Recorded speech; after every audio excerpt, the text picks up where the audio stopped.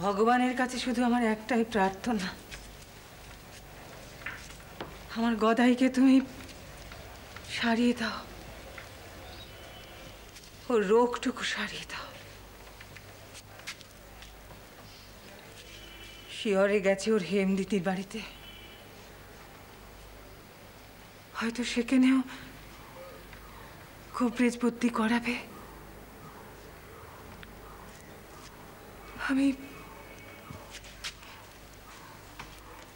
আমি তোমার আশায় বুক বেঁধে আছি ঠাকুর। আমি বেশি কিচ্ছু চাইনি গো,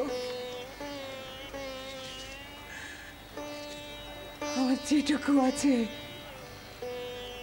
সেটুকু যেন থাকে, তার বেশি কিছু না।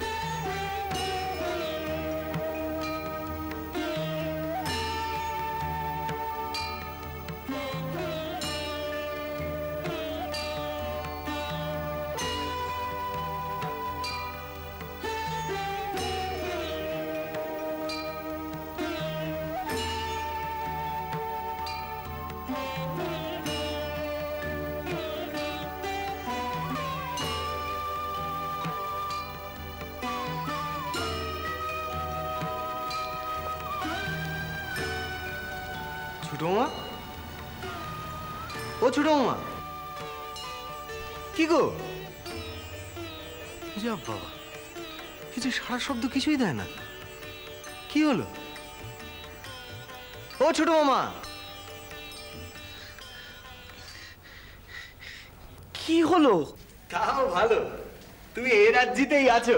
হ্যাঁ, আমি তো ভাবলুম তোমার বোধহয় হঠাৎ ওই সমাধি টমাধি হয়ে গেল। রাগ করলে? যাই বলো বাপু, এই কলকাতার মন্দির থেকে ফিরে ইস্তক তোমার দশাটা যেন কেমন পেকে বসেছে। এই আগে তোমার দশাটা না কেমন তারা যেন ছিল, এই যা কিছু করতে সব কিছুর মধ্যে ওই সংসারের বাঁধন টাদন ছিল। এখন তো তুমি নিজের ইচ্ছা মতো ভাসো আর ডোব। হ্যাঁ ছোট মামা, এই ছোট মামা বলো না গো ছোট মামা, এই যা সমস্ত শুনছি সব সত্যি নাকি গো?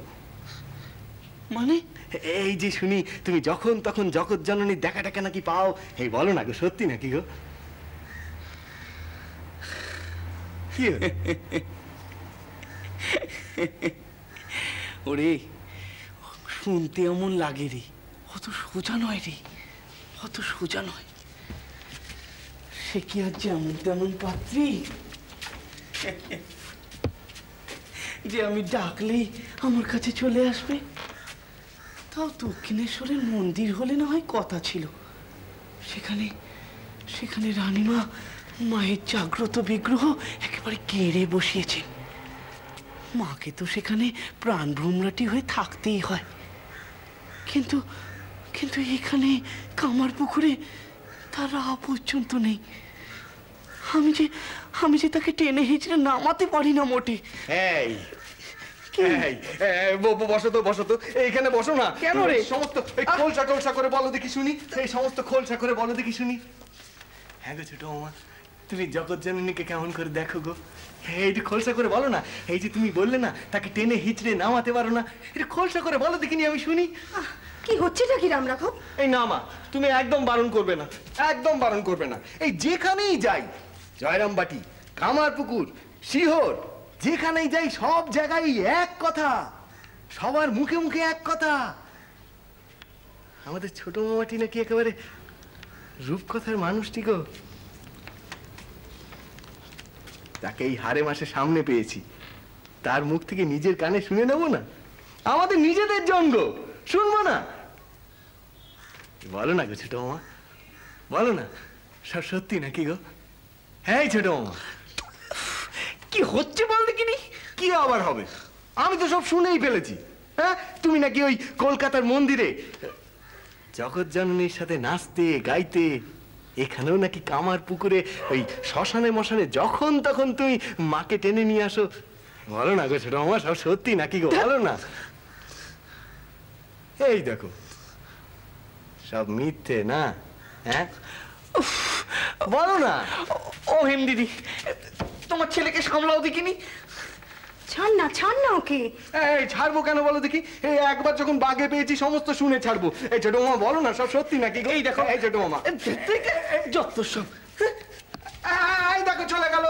এই ছোট মামা, ছোট মামা, এই ছোট মামা দেখো চলে গেল। এই সব বল, দেখো চলে গেল।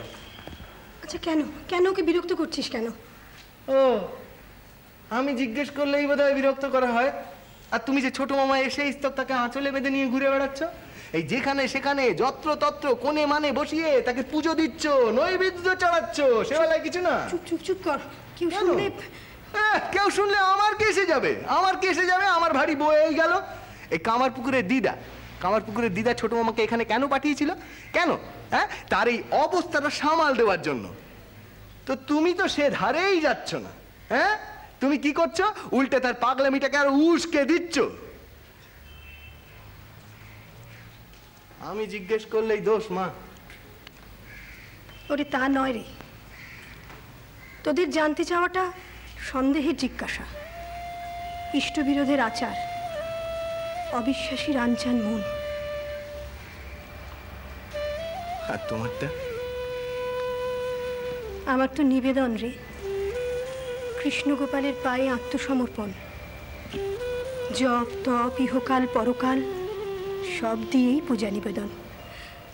ও তো আমার ভাই নয় রে, আমার গোবিন্দ ঠাকুর।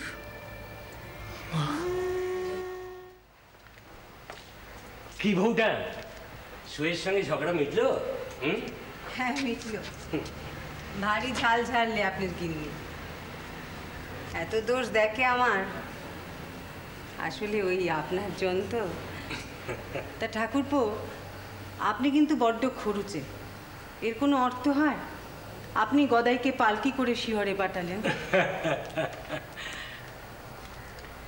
অর্থ হয় কি বলুন তো?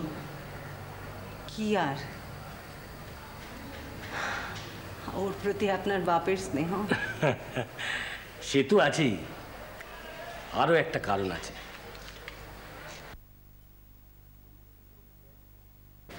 এমনিতেই তো খেয়ালি। আপনি বলছিলেন না ও যেতে চাইছে না? তাছাড়া কামারপুকুরের ভগবানকে গ্রাম ছাড়তে মানা করার তাল পাকাবার লোকের তো অভাব নেই। আমার ঘরেই তো রয়েছে। তাই ভাবলুম পালকি চেপে যাবার লোভটুকু দেখাই। সত্যি? কি আপনি ঠাকুরপো? আগের জন্মে আপনার ভাই ছিলাম, এই জন্মেও আছি।